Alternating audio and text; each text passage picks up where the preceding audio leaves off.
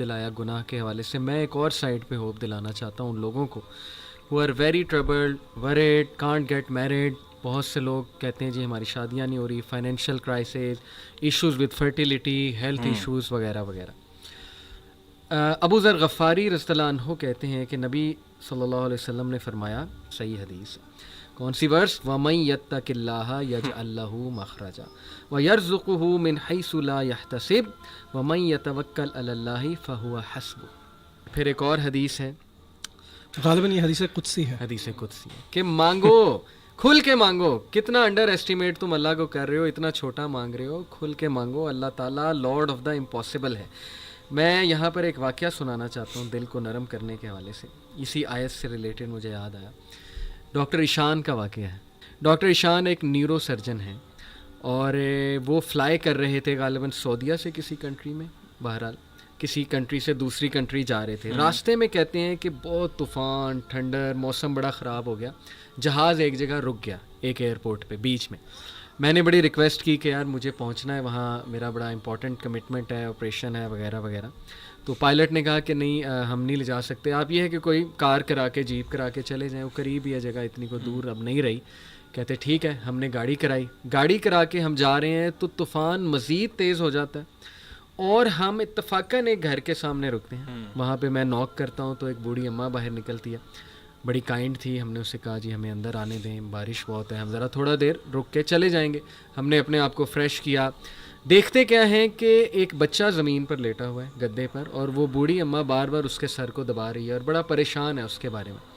کہتے میں نے پوچھا کہ کیا مسئلہ ہے اس بچے کو, تو انہوں نے کہا کہ اس کا کوئی برین کا مسئلہ ہے یا ایسی کوئی پرابلم ہے جو بہت مشکل ہے یہاں کے ڈاکٹرز کے لیے. تو انہوں نے کہا مجھے بتائیں, میں بھی ڈاکٹر ہوں, میرے بڑے واقفیت ہے. تو بوڑھی عورت نے کہا کہ ہاں ہمیں ڈاکٹرز نے ایک بڑے مشہور ڈاکٹر کا نام بتایا, تو لیکن یہ کہ نہ میرے پاس ریسورسز ہیں, نہ میں کوئی مطلب کانٹیکٹ کر سکتی ہوں اس سے. یہ بچہ یتیم بھی ہے, میں اس کی دادی ہوں, اس کی ٹیک کیئر کر رہی ہوں. اس نے کہا مجھے بتائیں, میں اس ڈاکٹر کا پتہ کروں گا. You have been so kind to me. She said کہ ڈاکٹر ایشان. اللہ اکبر. وہ کہتے ہیں کہ اسی وقت مجھے رونا آ گیا, اور انہوں نے کہا کہ آپ کیا مطلب کر رہی تھی, آپ اللہ سے دعائیں کر رہی تھی, کیا تھا ایسا کہ اللہ مجھے یہاں پر لے آیا؟ ہی سیڈ کہ پتہ نہیں, میں تو بس استغفار بہت کرتی تھی, استغفر اللہ استغفر اللہ, اور میں اللہ سے کہتی تھی کہ اللہ ہم تو نہیں جا سکتے, بس کسی طرح تو ذریعہ بنا دے, یہ بچہ تیرے سامنے ہے. تو حدیث ہے نا کہ جو استغفار بہت کرتا ہے اللہ اس کے لیے ایسے ایسے راستے بناتا ہے کہ وہ بندہ سوچ بھی نہیں سکتا. تو اللہ کی فوج کو انڈر ایسٹیمیٹ نہ کریں. اللہ کی فوج میں پھر کیا کیا چیزیں ہیں یہ آپ سوچ بھی نہیں سکتے. اللہ نے کس طرح انہیں وہاں لانا ہے, کیسے لانا ہے, کیسے آپ کی مدد کرنی ہے. وہی وَمَن يَتَّقِ اللَّهَ يَجْعَل لَّهُ مَخْرَجًا. تو میری گزارش ہے لوگوں سے وہ مایوس نہ ہوں, اللہ سے مانگتے رہیں, اللہ کو پہچانیں, اور اللہ کو پہچانیں. اور یہ بات یاد رکھیں کہ دنیا کی زندگی الٹیمیٹلی اصل زندگی تو ہے نہیں.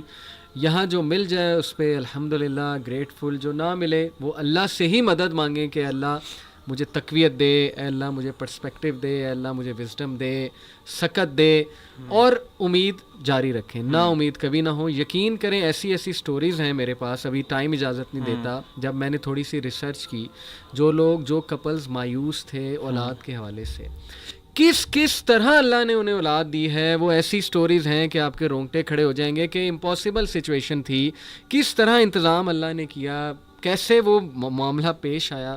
بس وہ اللہ کے کرنے ہیں. علی بھائی, لوگوں نے پوڈ کاسٹ سن لیا ہوگا اور وہ یہ سوچ رہے ہوں گے کہ اب ہم اللہ تعالیٰ سے کنیکٹ کیسے کریں. اللہ تعالیٰ سے کنیکٹ کرنے کے لیے آپ کو سب سے پہلے اللہ تعالیٰ کے بارے میں جاننا بہت ضروری ہے. جس طرح ذہان بھائی بھی بات کر رہے تھے, اللہ تعالیٰ کی معرفت, اللہ تعالیٰ کے بارے میں نالج ہونا بہت امپورٹنٹ ہے. کہاں سے اسٹارٹ کریں؟ اللہ تعالیٰ کے کلام سے, اللہ تعالیٰ کے اپنے ورڈس, قرآن. اللہ تعالیٰ نے قرآن آپ کو بھیجا ہے آپ کے لیے.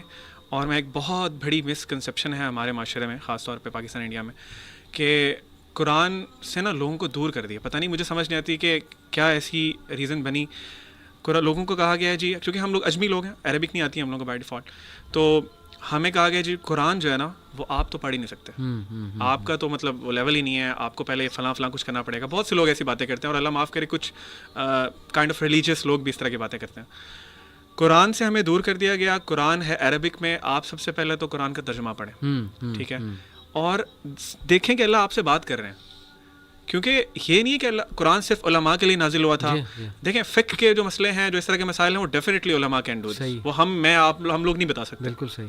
لیکن جو قرآن سمپل باتیں آپ کو انسٹرکشنز دے رہا ہے لائف کی, اللہ تعالیٰ اپنے بارے میں بتا رہے ہیں, وہ تو سمجھ آتی ہے نا بات. اگر اللہ کی خوشنودی حاصل کرنی ہے, جیسے میں یہ آیت کوٹ کرتا ہوں, ان اللہ یحب المتوکلین, بے شک اللہ محبت کرتا ہے جو اس پہ توکل کرے.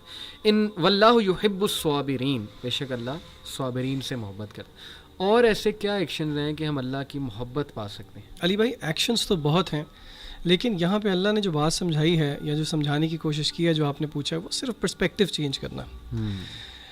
سلف و صالحین میں سے کسی نے کہا کہ یہ نہ دیکھو گناہ کتنا بڑا ہے یا کتنا چھوٹا ہے, یہ دیکھو کہ ذات نے اس سے روکا ہے. تو اگر ہم یہ صرف سمجھ لیں اس پرسپیکٹیو کو کہ نیکی جیسی بھی ہو اس کو چھوٹا مت سمجھیں, کیونکہ اس کو حکم دینے والی ذات کی عظمت بہت بڑی ہے. کیا بات ہے, کیا بات. دس از دا ٹیک اوے. ایکسیلنٹ, ماشاء اللہ, ایکسیلنٹ بردرز, جزاک اللہ. یہ تو ایسا پوڈ کاسٹ ہے کہ میرے خیال ہم 2.5 گھنٹے بھی بیٹھے رہیں نہیں, اس کا حق ادا نہیں ہو سکتا, بلکہ کئی ایپیسوڈز کرتے رہیں تو بھی نہیں ہوتا. تو بس ایک کوشش ہم نے کی کہ لوگ اللہ کو پہچان لیں, صحیح سورس کی طرف آ جائیں, نکلیں گناہوں سے, توبہ کریں, مایوسی سے نکلیں. جتنا وہ سورس کے اللہ کے قریب ہوتے جائیں گے, وہ مینٹلی, فزیکلی, ایون فزیکلی میں تو کہتا ہوں, اور اسپرچولی تو ہوں گے انشاءاللہ, بہت اسٹرانگ ہوں گے. چھوٹے چھوٹے چنچلے جن میں ہم پڑے ہوئے ہیں, جو ہمیں پریشان کرتے ہیں, ان سے بھی نکل آئیں گے. پرسپیکٹیو جب چینج ہوگا, اللہ کی ذات پہ غور کریں گے. جیسے اکثر میں تو کاؤنسلنگ میں ٹیکنیک لگاتا ہوں, میں صرف ایک سوال پوچھتا ہوں, لیکن یہ ان کے ساتھ جو ذرا مسائل میں ہیں, جو مینٹلی بہت ڈسٹربڈ ہیں, وہ ایک الگ معاملہ ہے, وہ پھر دوائیاں وغیرہ سائیکیٹرسٹ کے پاس میں ڈائریکٹ کر دیتا ہوں. لیکن میں ایک بات انہیں کرتا ہوں, وہی جو آپ نے کہی تھی علیم, کہ یار یہ سارے غم ایک سائڈ پہ, تم صرف اتنا بتا دو کہ اگر آج تمہاری اللہ سے ملاقات ہو جاتی ہے, مر جاتے ہو, تو فیس کرنے کے لیے تیار ہو. سب سے بڑا غم پھر یہ ہے. تو واقعی لٹرلی کئی لوگوں نے مجھے فیڈ بیک دی کہ یار جب ہم نے اس غم کو اپنے اوپر حاوی کیا نا, تو ہم وہ پچھلے غم بھول گئے. یار یہ کون سے غم ہے؟ سب سے بڑا غم تو یہ کہ اگر اللہ کو ہم جواب نہ دے سکے اور آخرت خراب کر لی ہم نے, وہ سب سے بڑا غم ہے. تو بہت تقویت ملتی ہے. میں تو سمجھتا ہوں کہ یہ روح کی غذا ہے, تقویت دیتی ہے, سول کو اسٹرینتھن کرتی ہے یہ چیز, اور اس کی بڑی کمی ہے. جیسے وائٹامن ڈی کی کمی سے آپ کو پتہ ہے کتنے مسئلے ہوتے ہیں, تو میں سمجھتا ہوں کہ اللہ کا نالج, اس کی کمی انسان کو کمزور بنا دیتا ہے. تو انشاءاللہ آئی ہوپ ہمارے لوگ اس پہ غور کریں گے, نوجوان بھی غور کریں گے. جزاک اللہ آپ دونوں کا, بہت خوبصورت باتیں کی. سبحانک اللہم و بحمدک, اشہد ان لا الہ الا انت استغفرک و اتوب الیک. والسلام علیکم و رحمۃ اللہ وبرکاتہ.